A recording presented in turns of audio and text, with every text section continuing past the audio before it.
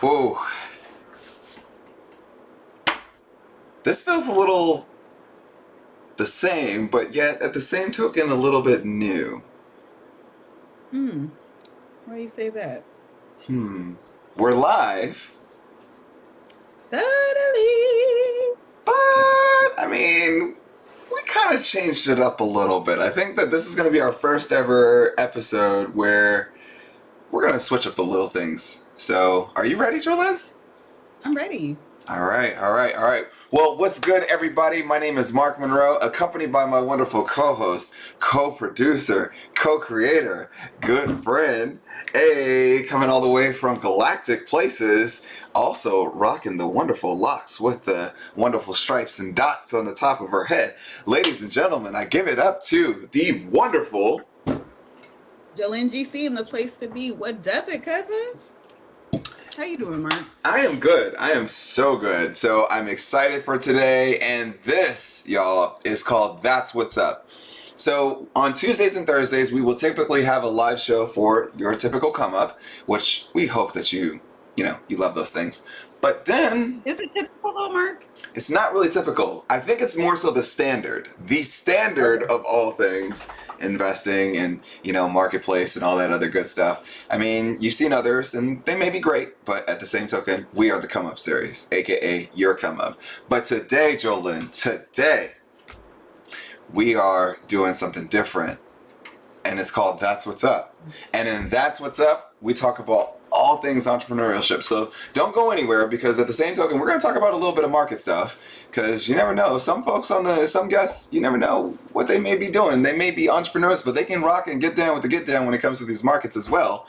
But we have a special guest for y'all today, and I hope that you will all love it. For all the young black girls out there, I hope that you're watching the screen, because again, we're all about showing you sheroes. And also, don't forget, we'll also show the young black boys out there that there'll also be some heroes out there as well. So stay tuned for today, because it's going to be amazing.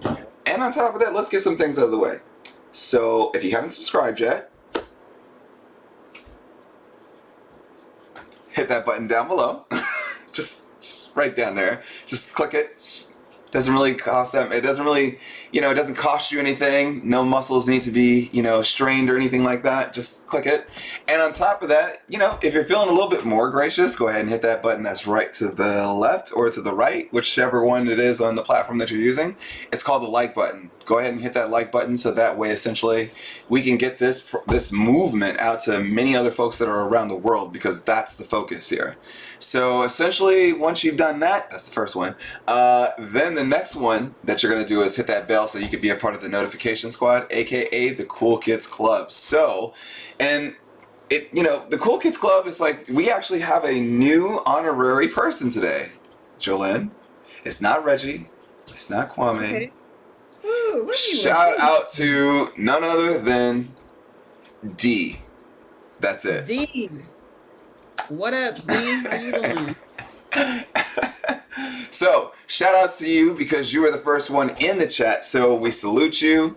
And on top of that, thank you for being the first one here. So, all right, Jolene, how are we doing today? We okay, but apparently there's a couple of things going on. One, you're supposed to shout out your niece. I'm seeing hella reminders about that. Oh yeah, I'm not gonna forget. So I'm gonna do that right now.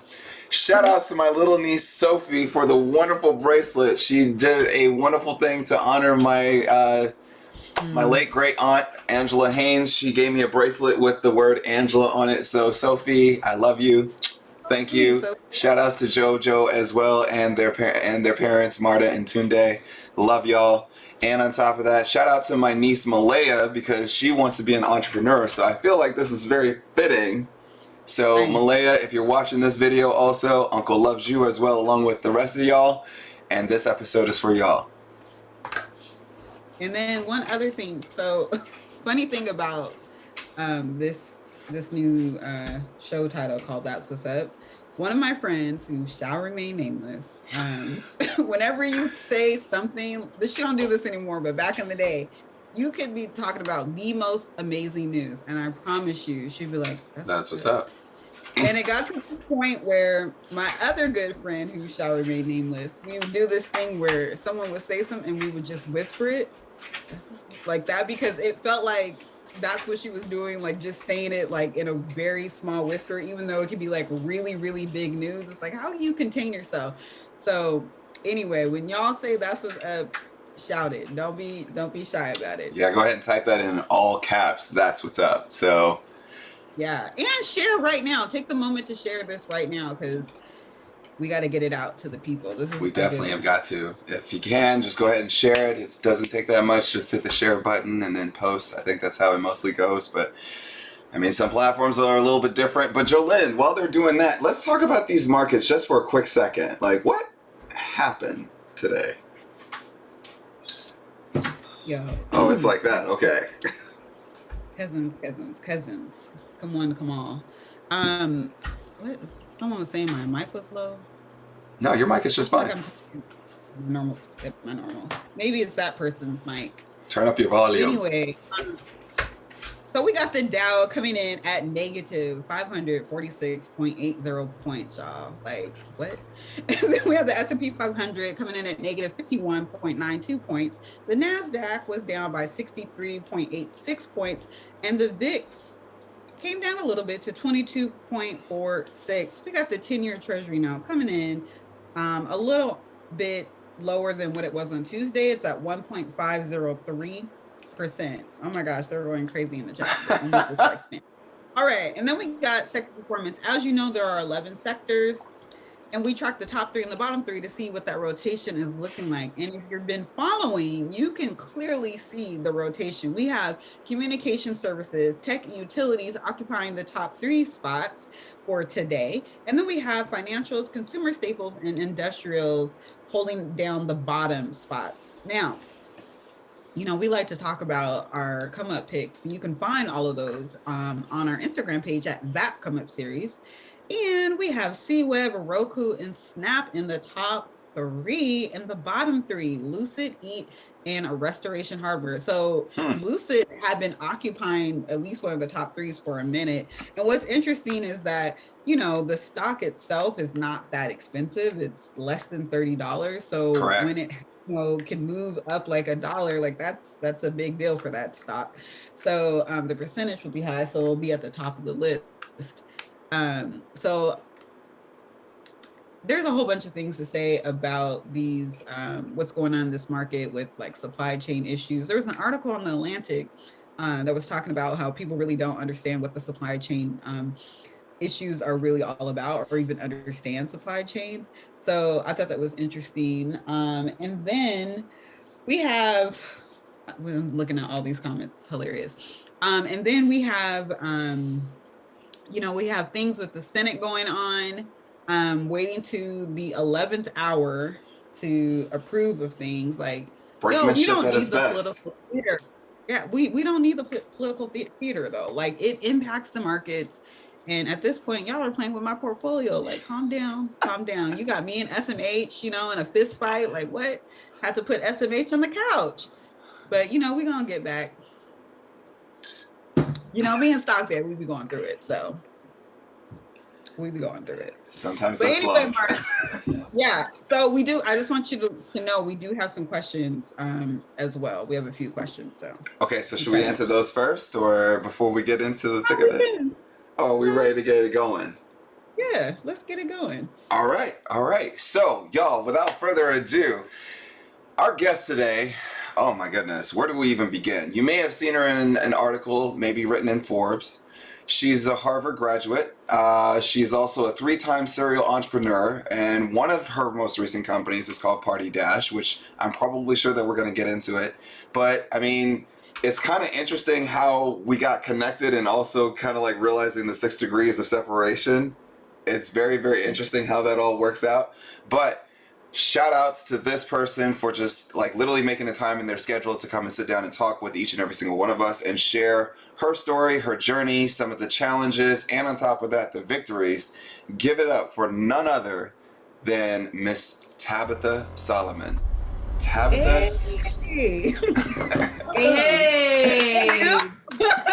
Hey, cousin. How are you? How are you doing? Doing great. Thank you guys so much for having me. Like, I'm excited to have this conversation tonight. I feel like the Well, conversation needs to be had. I mean, because, as we start to see that there's a lot of entrepreneurs that are out there, there's a lot of folks that also have great ideas. And on top of that, it's like many times it's like that point where you have a great idea, but you don't know how to get it started, the ups and downs and everything else. I feel like today would be like one of those great episodes, and somewhere deep down there's going to be that child or that young girl that's watching and saying, "Hey, I want to be an entrepreneur." This is going to be one of those moments. So I don't want to put too much pressure on you, Tabitha, because there is no pressure, none whatsoever. But at the same token, it's like I think that we would have been remiss not to have you on the stage. So shout outs to you. Thank you. Thank you. Let's do this. All right, y'all. So you heard her. She said, "Let's do it." So let's do it. So let's get some of the obvious stuff out of the way. How did you get to your journey of becoming an entrepreneur, and especially a serial entrepreneur? Let's start from a little bit of the, not from birth. Let's fast track a little bit to where the career started.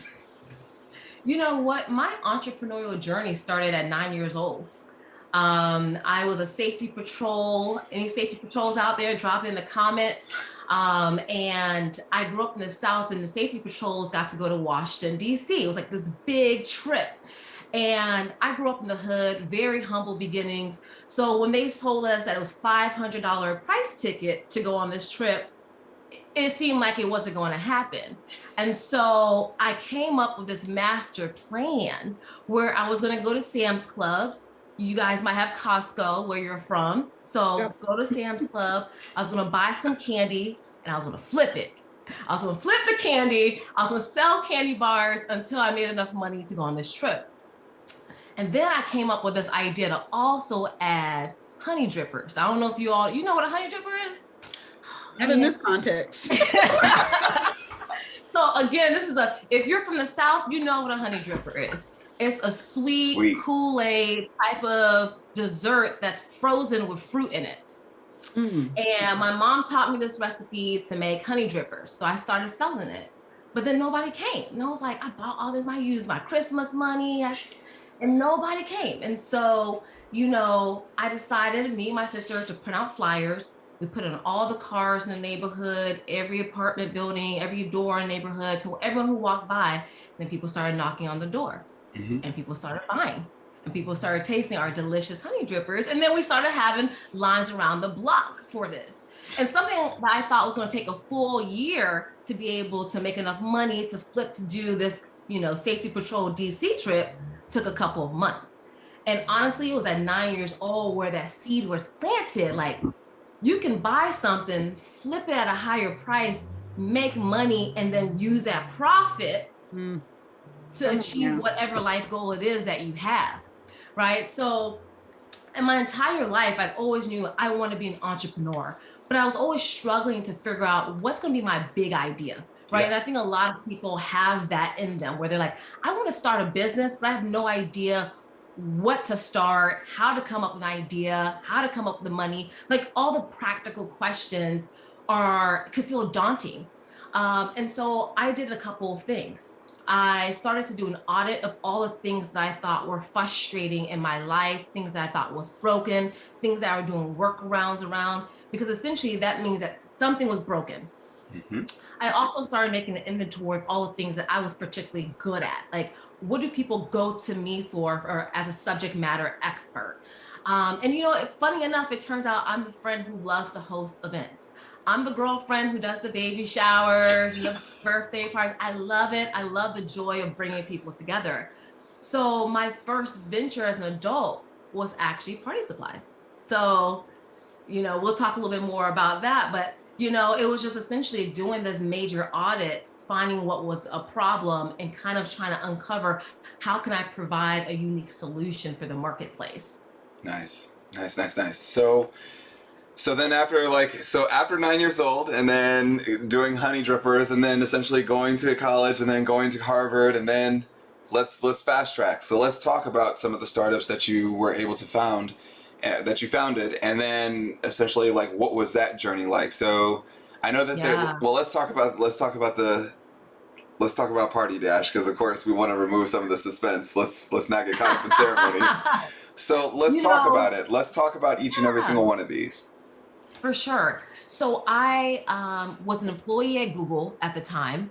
And I actually took a role in marketing because it dawned on me that if I was going to be successful in business, I would need to know how to market my product.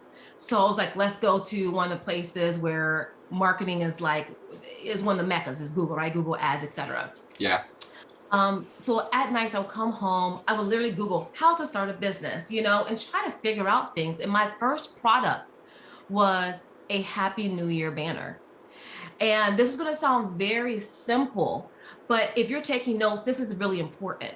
What I did is I didn't just jump out, pick a random thing and put it out to the market. I did market research. I went in, took a look at analytics. There's actually tools like Jungle Scout, other data analytic tools, uncover what had tons of search volume and what had low competition. And then I found out, what did people complain about that product? So in this example with the Happy New Year banner, people were complaining that it was only 5 inches, okay? Mm-hmm. And people in the social media era want big banners so they could it'll pop in their photos. So I doubled the sizes with my manufacturers. People complain that the glitter was falling off. So I got a material where the glitter doesn't fall off. People complain that it took 45 minutes to string a banner, okay? So I paid extra money for them to be pre-assembled, so all you have to do is hang. These minor details allow me to charge more for my product and for it to be a obvious no-brainer option on the marketplace, right? Yep. So I launched my product. In my very first month of sales, I did $33,000 in revenue. Nice. Come on now. And I was like, wait a second. Hold on. I don't make that working at Google, So I went back to the drawing board and I said, okay, is this a fluke or can I replicate this, right? And so I launched another product. Now, what you'll hear is I didn't go out and launch 1,500 products.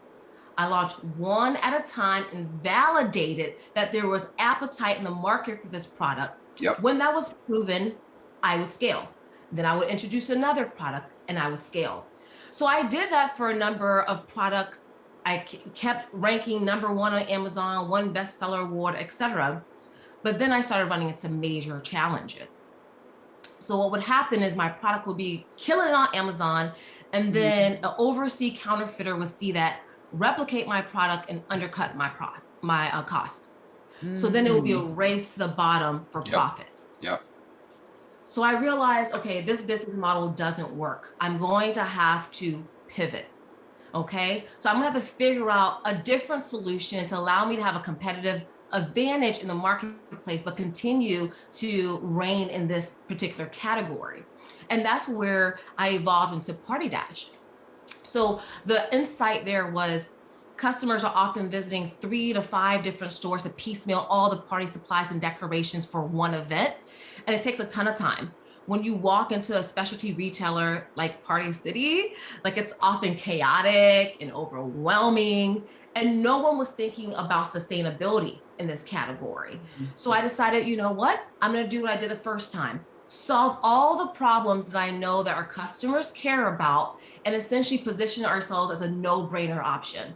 And so Party Dash is essentially everything you need, and we target that millennial parent for their kid's party, is in a kit and is shipped directly to your house. So you're not visiting those multiple stores.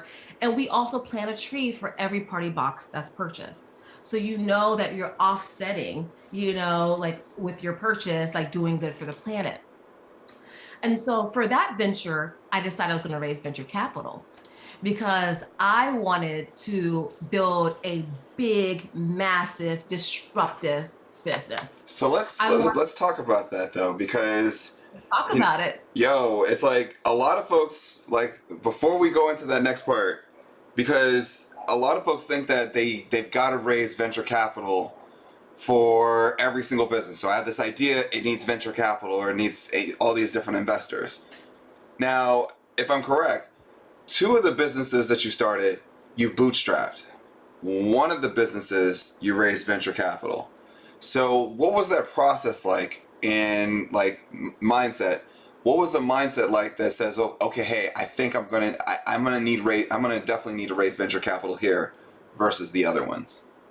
Yeah, great question. So in my mind, you want to bootstrap if this is like a lifestyle business. You want cash flow coming in to make sure all your bills are paid, you have a comfortable life.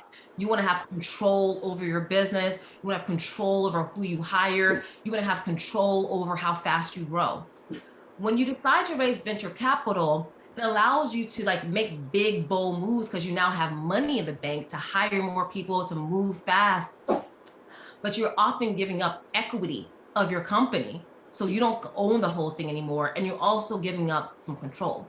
So it depends, what is your objective? You know, the first one was, this is a side hustle. And when I realized that this side hustle actually has legs to disrupt an industry, that's when I decided I wanted to raise venture capital, because now I needed that essentially financial capital to explode the business. So that's how I thought about when I was going to bootstrap, essentially proving out a concept, versus when I was ready to raise venture capital, where I had some traction and I thought that I had an idea that was big enough to actually take to VCs. Yeah. So what advice I would say, like, especially like, because there's challenges there, right? Like we're gonna set some framework here for everybody back at home. So normally when we think about startups, we think about, like, for example, the problem, we think about the solution, and then of course you see the journey. So let's get into some of the problem questions, shall we, Tabitha?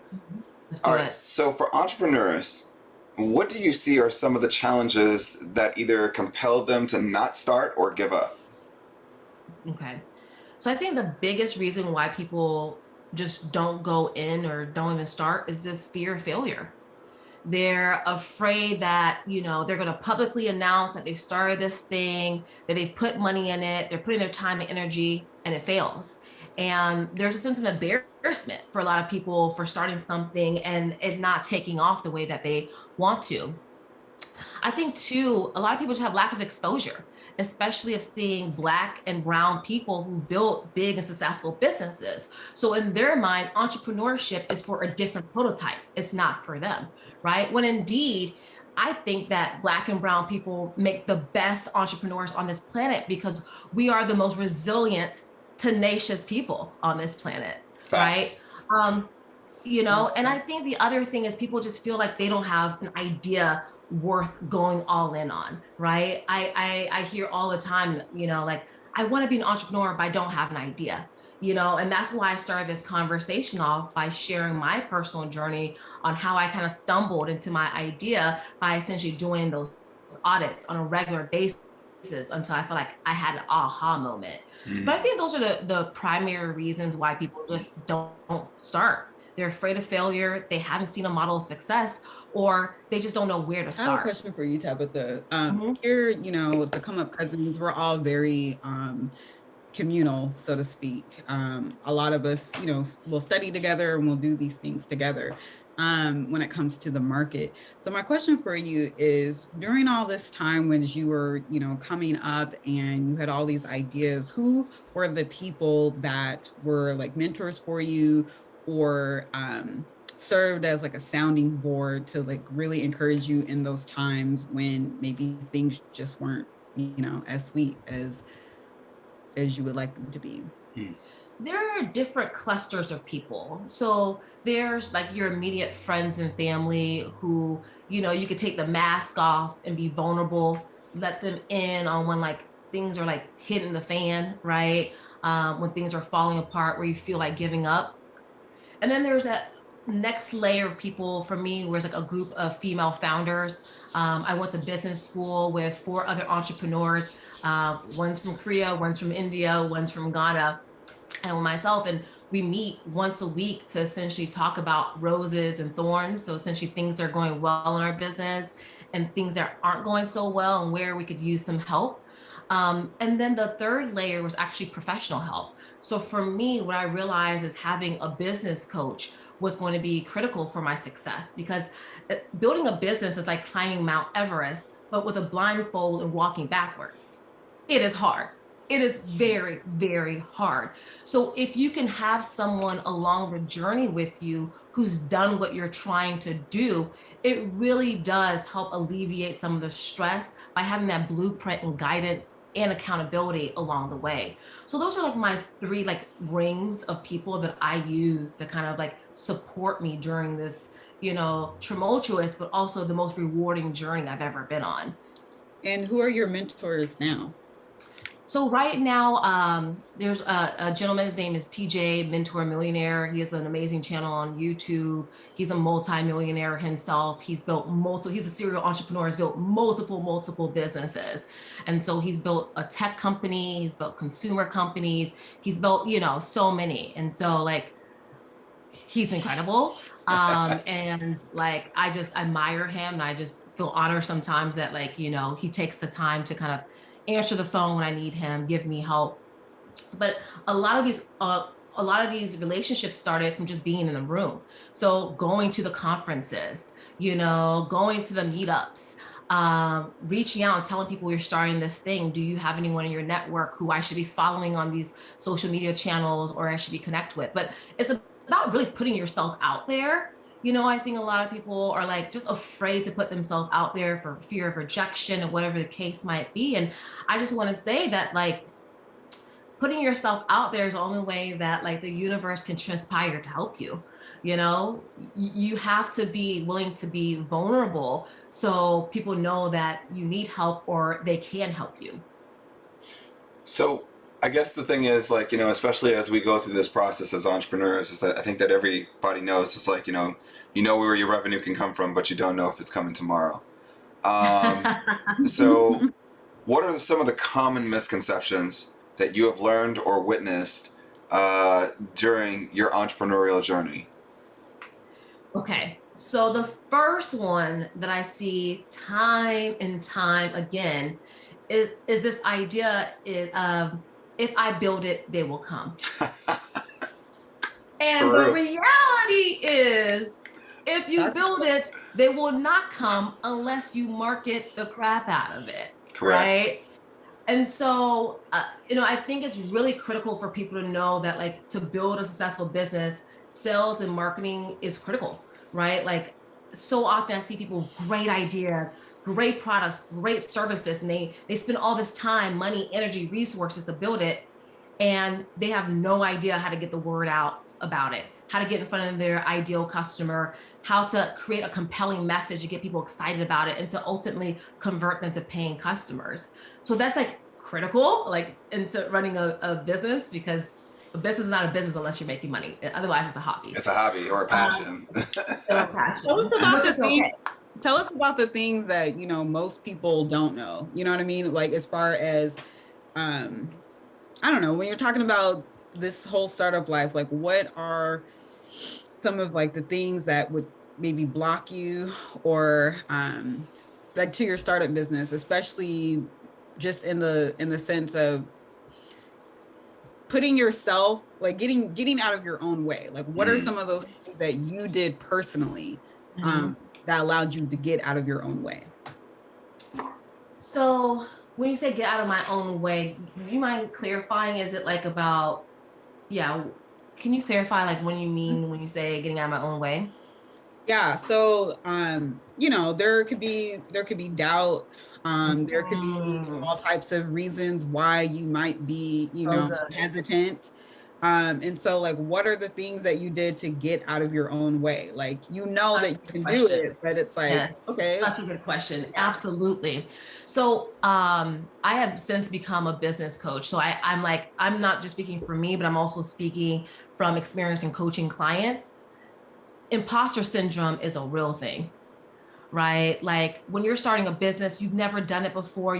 No one knows what they're doing when they're starting a business, by the way. Like, no one knows what they're doing, right? Everyone just like fronts like they do. And you see the success after 10 years of grinding, right?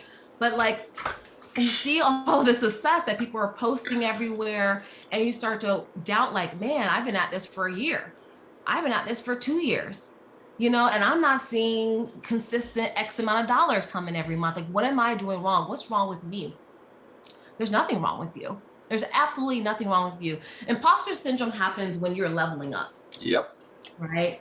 When you're doing something new, when you're stepping outside of your comfort zone, when you're in spaces where, again, people don't look like you, right? Like those things can be intimidating. So for me, to get rid of imposter syndrome, which was a real thing for me, and I have a Harvard Business School background. I've worked at Google, I was a #1 salesperson at Johnson & Johnson, and I struggled like crippling imposter syndrome, And there's a couple things I did. One is I really grounded myself on why am I doing this? Like, I think if you say I'm just doing this to make money, like, I don't know at some point if that's enough to get you out of bed, right? Like, you need to have a higher purpose, a higher calling on why you're investing your life's work in building this business. I think secondly is you need to actually compile what I call a hype folder.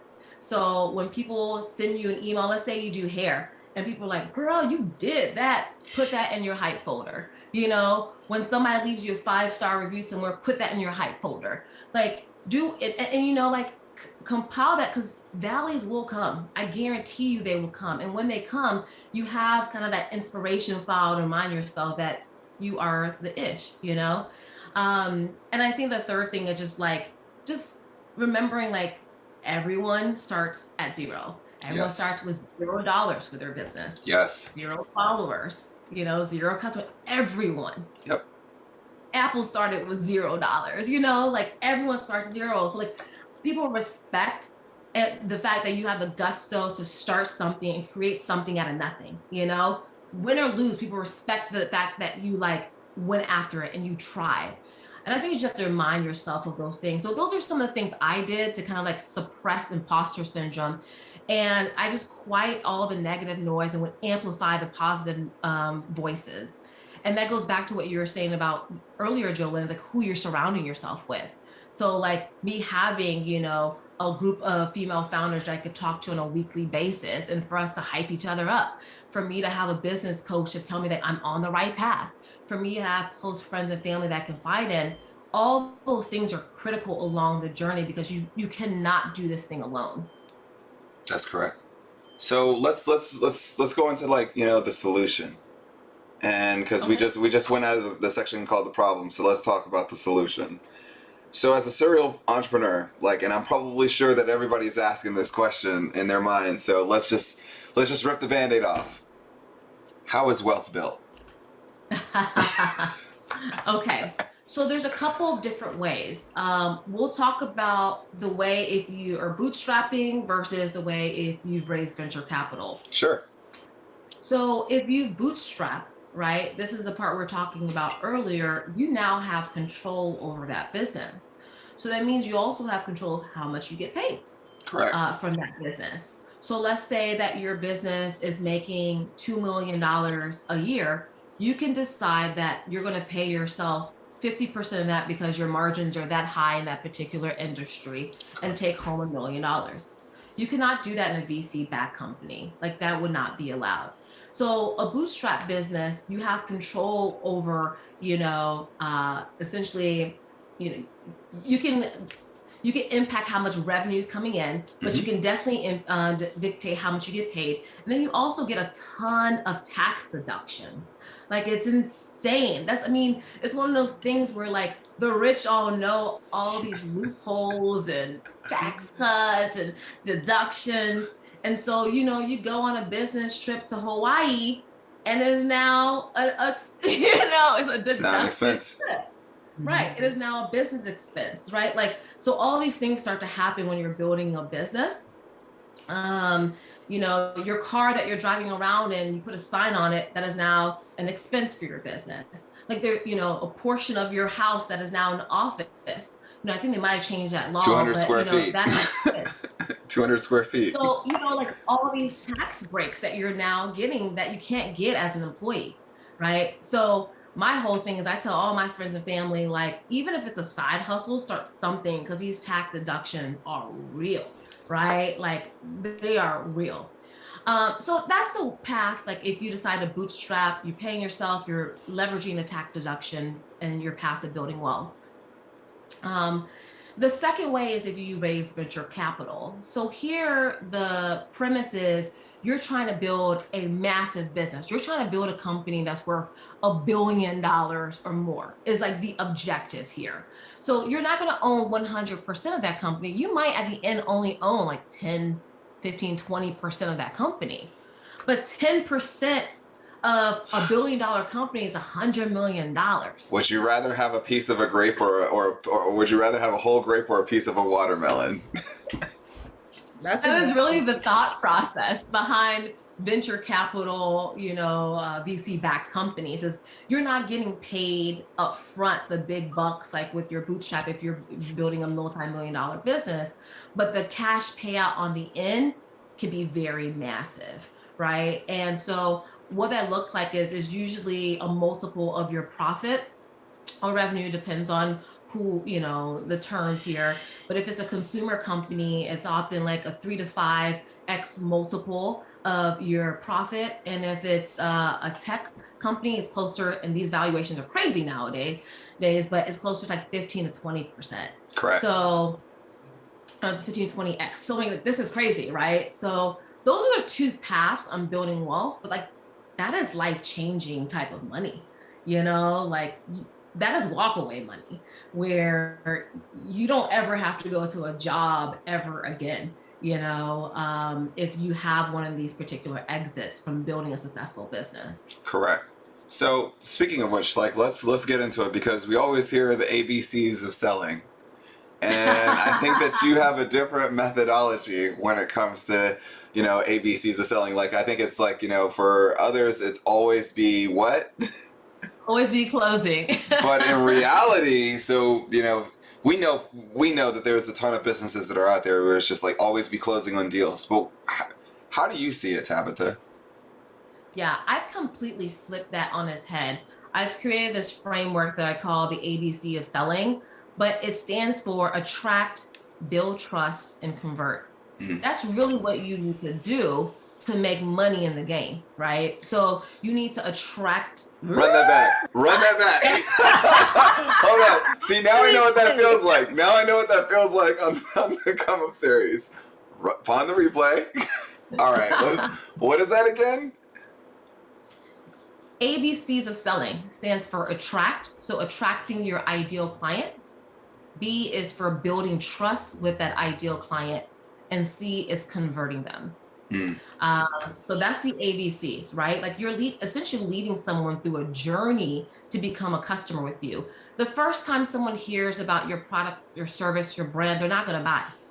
It takes 7 to 12 touch points with your product, service, or brand before someone will consider buying from you. So you have to establish that trust, right? So you have to get in front of them, let them know that you exist, what problem you solve. And you can do that through a host of different channels. You then need to build trust with them. And you can often do that by educating them on why your product is great, how it can change your life, how it can improve their life. And then you lead them through a conversion. And you convert them by offering an irresistible product. So we talked about this earlier, right? Like it could be a product or it could be a service. I mostly work with service-based providers at this point, but making it an obvious choice. If I've done my research and I hear these are the 3 main problems that people complain about day in and day out about this particular product in this category, and I've solved it and I'm charging about the same, it's a no-brainer. It's a no-brainer. So then you essentially communicate that's what you've done, the value proposition in conversation and education and the offer to lead them to a conversion. So now let's get into the journey, because we just went through the solution, because you just dropped in a ton, and I know that some folks are going to have to go back and rewatch that part. So let's get into the part of, okay, what was the journey to this? Well, let's move beyond that. So where are you in your journey today as an entrepreneur? Because after going through a lot of that, going through, bootstrapping 2 companies, going through venture capital, where are you in your journey today? I am now in a place where I am committed to raising more entrepreneurs to build 6-figure and 7-figure businesses. I remember the first time I hit 6 figures in my business, I was like, ah. And then I built a 7-figure business. It was like, I thought this was impossible. It's absolutely possible if you know what you're doing, if you know how to do it, if you have the right people around you, the right team around you, right resources, it's absolutely possible, no question. And so now that I've like fallen 800 million times and I've learned from all these mistakes, I want to raise up the next generation of entrepreneurs. And my goal is to build or to help coach 1,000 entrepreneurs to 6 and 7-figure entrepreneurs. And this is how we're going to start. You know, you all, I admire you two so much because you all have started this movement on trying to close a wealth gap for Black people, right? Like in our society, white people have 8 times more wealth than Black people. Facts. And investing in, I mean, that statistic is startling, right? For now. And that's absolutely right. For now, that is absolutely changing. You all are the forefront of this movement of changing that. Investing is one of the premier vehicles to building wealth. Entrepreneurship is another. And I want to be part of that movement and helping women and people of color to become successful business owners and building wealth. So that is my purpose. That is why I'm on this planet. This is what I'm doing. And for me, I also have the secondary mission where I donate 10% of my time and 10% of my proceeds to former convicts who are, you know, trying to get a second chance, get on their feet, because there's a 96% recidivism rate because they can't find jobs, but they can start a business. You sounding like a cousin, Tabitha. I was gonna say, yo, we may need to do some. We may need to do some like some come up cousin testing here because it sounds like I'm starting to hear some familiar things start to come out. Like, what is that? Is that synergy? Okay. I think so. Let me just get it out of the way. Tabitha, will we be seeing you more often here on the Come Up series? I sure hope so. I thought we were family. I think so. I think you're on my mama's side. So yeah. So I guess like if you had to like narrow it down, Tabitha, to like 2 hidden gems learned. Like if you looked over your career and said, okay, hey, these are like the gems, even if they're just quotes.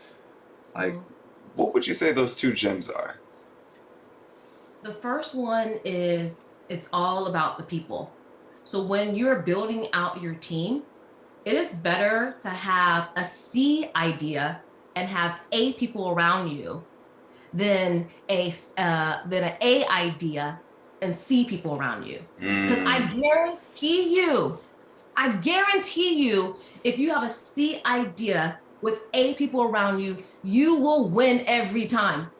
You will build that successful business, right? So that's the first thing, is making sure you have A players around you to challenge you and to make sure that iron is sharpening iron. The second thing is this quote that I say all the time, which is the best way to predict the future is to create it. The best way to predict the future is to create it. So you want to have a 6-figure income, create it. You want to have a 7-figure income, create it. You want to have walkaway money, create it. Create it. I have a question. Yo, I love everything that you said. And, you know, as we're talking about, creating the things that we want in our lives, like what's up for 2022? You know, tomorrow is 4th quarter. Okay. It's just, so, you know, big things popping. What's up for next year?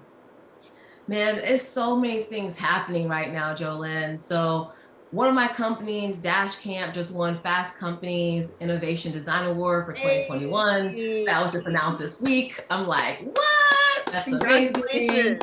Party Dash, we're in final talks of bringing our products in Target stores nationwide. So I'm like, that's happening. But ultimately, like business coaching is my passion, right? Like, so coaching clients so they can hit their 6-figure, annual run rate, their 6-figure monthly run rate. Like, that's what I'm trying to do. Raise up the next generation of entrepreneurs. So, when we're talking, it's not going to be fast. It's not going to be overnight, right? But when we talk a couple years down the line and we hop on here and say, remember when the wealth gap was 8x?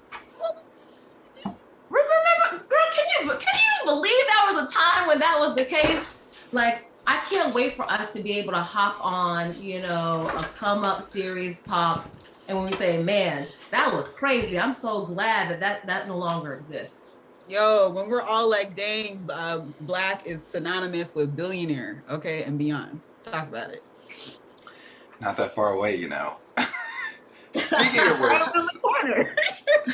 of which, all right, so Tabitha, we would be remiss because you are a come up cousin. Let's talk about your investment. Let's talk about these investments, shall we? Because we know we got questions. So, Tabitha, feel free if you want to tap in on some of the conversation. Do you want to tell them, or should I tell them about that side of your journey as it pertains to mentorship? You know what? I'll let you take this one. So, y'all, I have the privilege and honor of mentoring not only just Tabitha, so it's kind of cool because two of the most phenomenal women that have actually graced the stage, I've had the privilege of being a mentor to. So this is amazing because Tabitha started her journey and she's been literally rocking it. And y'all know how jolyngc be rocking she rocks the investment mic out here. So it's amazing. So we got questions. Hopefully we got answers. Tabitha, you gonna tap into some of these if you got it? Let's do it. All right. All right. In this final 12 minutes. All right, here we go. It says, Amazon ready to jump next earnings another $100 billion? As it pertains to revenue? Yeah. Ooh, Tabitha, what you think? Well, they just launched their robot, right? And I know that had a lot of fanfare around it. And I don't know about you, but my XLY just popped, cashed out a nice 3K, this week. Thank you. And it's because Amazon is coming correct. So it had a dip. We know that Q4 retail pops. Pandemic is still here. Things are still shut down. I think Amazon is a nice buy. Okay. I mean, honestly, there's really nothing left to be said there outside of just if you don't believe it, just watch. Because honestly, I don't see any stopping from Amazon and that $100 billion in revenue. Amazon's that type of company that once you give them the opening, there is no takesies backsies. Right. So y'all were talking about, consumer spending in the fourth quarter. What are you all thinking that's going to be like in the context of what the supply chain issues that we're having, and just in general, people's attitude towards spending in this time with inflation as the background? Tabitha, you want to take this one? Man, hot seat twice. Okay. Well, the supply chain issues are certainly a real thing, right? So even my products that are shipped from China, shipping costs for me for a container used to be $3,000 for a container. It now costs me $20,000. So to put things in perspective, right, it's 6x what it was just 1 year ago. So it's absolutely an issue. But when it comes to Amazon, it's just, they don't have one supply chain because they're a marketplace of vendors and sellers, right? And so they are diversified in that way that not only are they manufacturing their products, but they have a network of people who are manufacturing products to offset supply issues. So because of that, they're going to be able to get the products in. The prices are probably going to be slightly higher. I don't think that's going to deter people from shopping on the platform because they built such stickiness over the last 2 years where people have now become dependent on using it day in and day out for the convenience factor, where people now default when they need to buy something, they go straight to Amazon. They don't go Google anything anymore. Amazon is now the #1 search platform, right? Yep. For consumer goods. Yeah. For consumer goods. So there's a network effect, right? That's also taking place here. So regardless of supply chain issues, which is very real, I'm experiencing it in my business, Amazon will continue to reign supreme and rake in the cash for Q4. So just to add a little bit of sauce onto that for everybody back home, because she said what she said, and I'm not going to say too much on top of that. But one of the things that also to look into is that though that we also see the marketplace for that Amazon has, also be on the lookout for what Amazon will do when it comes to its logistics side of the platform as well. They spent billions of dollars within that arena. So essentially now they're going to start looking to compete against your UPSs and your FedEx and your DHLs. They're right there in Kentucky, so this is prime place for them where they can now start using their logistics side and literally ship things that are not even bought on Amazon, but are actually just shipped with Amazon. And so that's one thing to keep in mind, and alongside with their cloud services, I mean, come on, AWS, anybody? Giant. Amazon's about to be my next scale, babe. But anyway, all right, here we go. So this is for both y'all, actually. Investing in the market to gain capital for your startup versus investing in business to gain capital to invest in the market. You pick, Jolie. You pick. You know, whoever has sauce, you know, family eating. Go ahead. So I'll tell you my 2 cents. So I don't believe that you should drop a ton of money up front when you're starting anything. There's this concept of an MVP, minimal viable product, where you're essentially testing to see, does this idea or service have any legs, right? So like, in my opinion, you shouldn't be spending more than $1,000 to $5,000 to test something out. Like if you're spending more than that, that's not an MVP, right? So you could use that as a litmus test of like, is this an MVP or am I doing too much right now? So you can use that money that's earmarked to test to see if there's momentum, if there's appetite for what you're building. And the results of that test will help determine where you should invest your money, right? So if you look at that and you see that you can have a massive return in your business, if you invest more money there, then build the business. If you see that there's more return opportunity in the market, put it in the market. That's how I would think about it, on like the trade-offs and how and when to put money in those respective like vehicles. And for me, it's like, you know, I think for those of you that don't know my story, when on the tech side, because I was more so on the tech startup side. So for me, definitely I was actually trading to really keep my entire startup afloat for 3 years. So during that point in time when we couldn't really raise capital from other venture capitalists before we even ran into, you know, a Mitch and Frida Kapor down in Oakland, I mean, it was really just, we were bootstrapping, and in order to keep the lights on, keep developers in the foray, that was literally coming out of my own brokerage account just to pay each and every single developer and also the marketing costs in which that ensued. So again, it just always depends. For me personally, like me, I had to get in where I fit in. So what I mean by that is the way my life was set up and how things were going, everything pretty much happened at the same time. But what I did notice is initially I thought, you know, oh, I need to, you know, put my money in business first, you know, because I was thinking, okay, that's how I'm going to, you know, walk away and do all these things. But in reality, it was putting the money in the market first, what worked for me. I'm not saying it's going to work for you, but it worked for me because then all of a sudden, now I had, you know, whatever you want to call it, the cachet, so to speak, to be in rooms, to be in conversations where people are talking about, you know, money. There's not a day that goes by where I'm not having conversations where billions are discussed. Every single conversation. Like, matter of fact, I probably won't even be on the phone that long if we're not talking about something, you know, as far as income generation. Because for me, it's like you want to be real comfortable with the B's, with billions upon billions. You want to be real comfortable. And so when it came to, you know, which one do you start off first? For me, it was, they both just kind of work together. Yep. But what I realized is, like, as I was building up my personal wealth, then I had like the freedom and the leisure to start thinking about business wealth. And that right there is one of those things where it's really going to depend on you personally. It's like, what opportunity is in front of you right now? You know, last year, 2020, that was a financial market gift. So for those of y'all that got in where you fit in and it was all good, great. You know, and if you did one of my original wealth rituals where you take money out, that is a wealth ritual, make a withdrawal, and you can't be wealthy until you take the money out. Okay, like, you need to feel that money in your hand, rub it around, dance with it, whatever you got to do, put it in a money gun, whatever you got to do to make it real to you. But that's definitely that's a really good question. And I think it really just depends on who you are and what opportunity you can seize right in front of you, because either way it's a heist. So the question is, you going in the front door, the back door, side door, case the joint and figure it out. We have some other questions, y'all. Okay.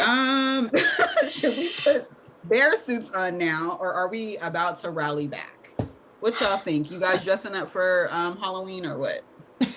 I'm just gonna be me. That's all I'm gonna be. I'm not gonna be dressing up as no bear, no bull.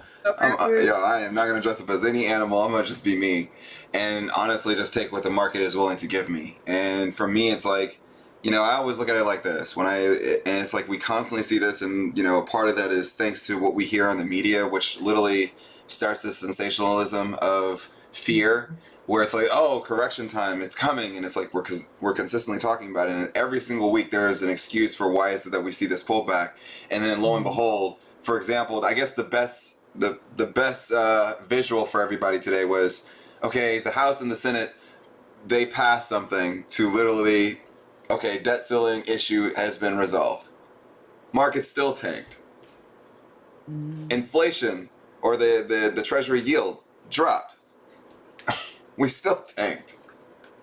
So it's like now it's like we're reaching for straws of why. I challenge everybody to look into the history of how corrections actually started within the market. You'll actually be very, very surprised when you look at it, because everything has everything is traceable. Just like I always say, success and failure are traceable.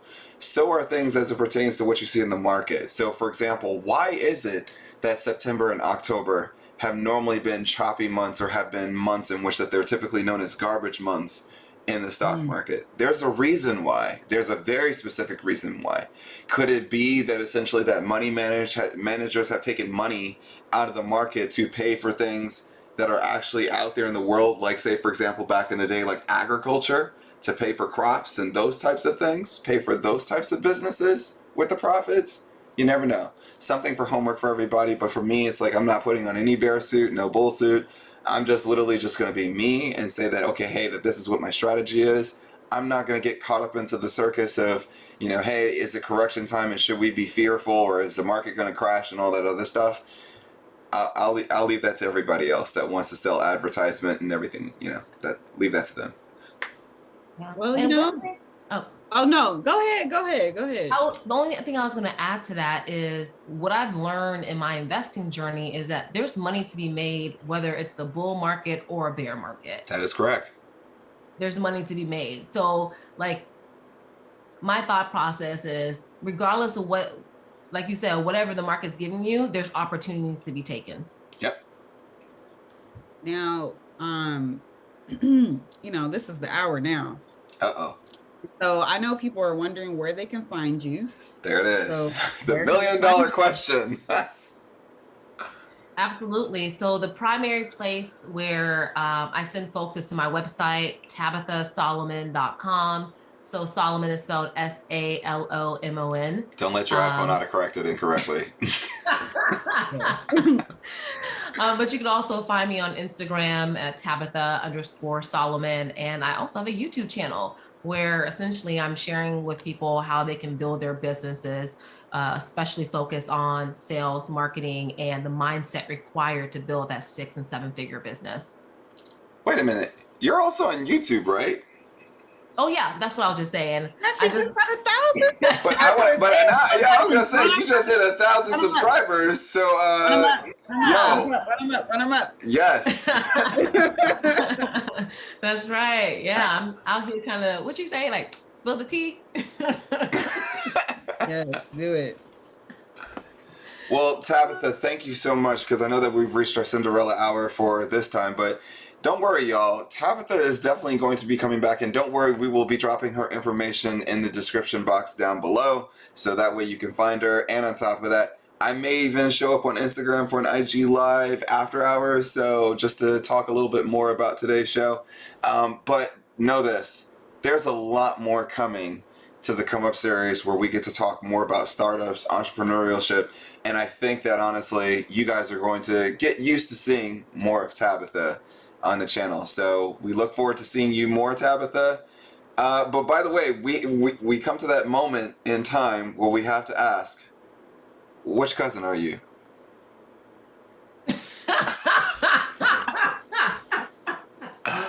Give me the options. No, you get to create your own title. Like, you know. Yeah, you create your own title. So it's You know what's I'm funny? the I don't even know what cousin cousin I am. I don't even know which cousin I am. So I guess. Jolene, what did you say? It's like, I'm the cousin that, when you're talking about people in family, oh, that's the cousin who, Jesus Christ, That's not right. That's not right. How about this? I'm the ambitious cousin. There it is. Okay. All right. Yeah.